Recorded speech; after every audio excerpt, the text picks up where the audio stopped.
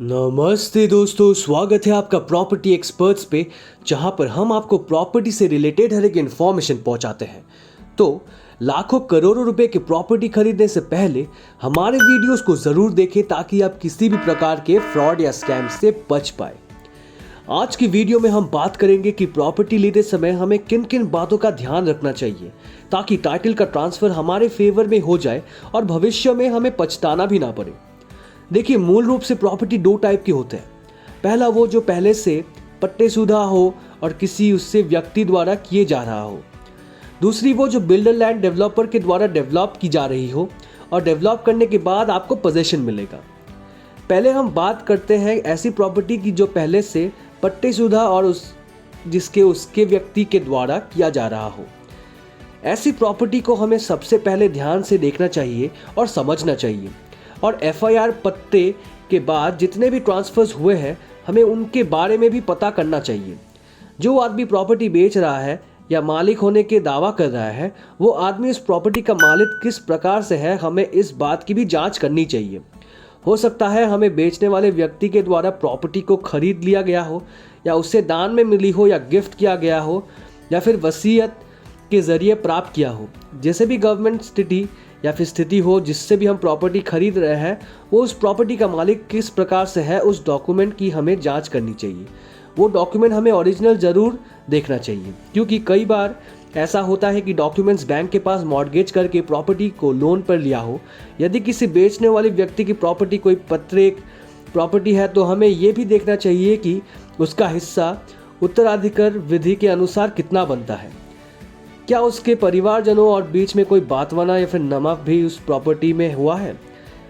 इसके अलावा प्रॉपर्टी के पत्ते से लेकर सेलर के स्वामित्व के डॉक्यूमेंट तक बीच में जितना भी ट्रांसफ़र हुए हैं उन सभी के टाइटल चेन हमें प्राप्त करनी चाहिए, क्योंकि पूरी टाइटल चेन में अगर कोई भी कड़ी मिसिंग होगी तो जो व्यक्ति बेच रहा है उसका स्वामित्व डाउटफुल हो जाता है।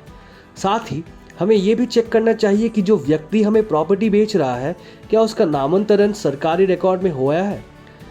जब हम प्रॉपर्टी खरीद लेंगे तो क्या हमारे द्वारा नामांतरण करवाया जाना संभव होगा।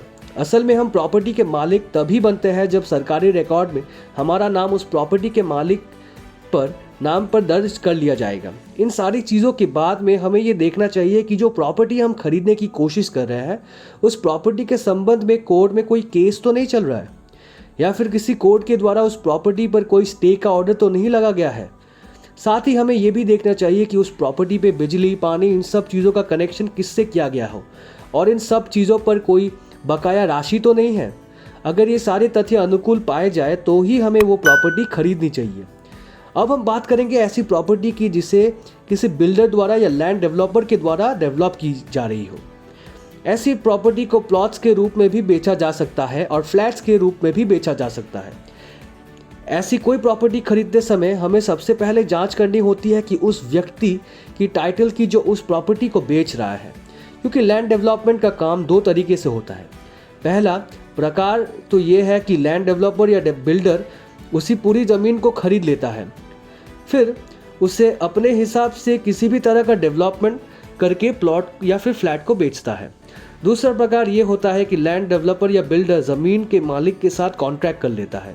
उस कॉन्ट्रैक्ट के अनुसार उसे ज़मीन का डेवलपमेंट टू डेवलपर के द्वारा किया जाता है और बेचने का प्रयास भी डेवलपर के द्वारा किया जाता है, और जब रजिस्ट्री करवानी हो तो सीधे उसे ज़मीन में मूल मालिक से ही रजिस्ट्री करवा दी जाती है।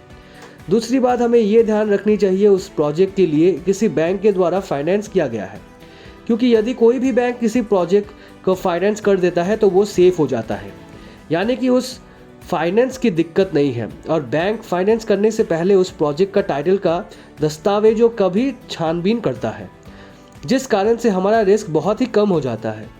इसके अलावा सबसे इम्पॉर्टेंट बात है कि कोई भी प्रोजेक्ट एग्रीकल्चर लैंड पर नहीं होना चाहिए, क्योंकि एग्रीकल्चर लैंड पर चल रहे किसी प्रोजेक्ट में से फ्लैट या प्लॉट खरीद लेते हैं तो उसका नामांतरण नहीं हो पाता और ना ही उसका पत्ता बन सकता है। पत्ता ना होने के कारण हमें उससे निर्माण करने की कोई भी स्वीकृति नहीं मिलती।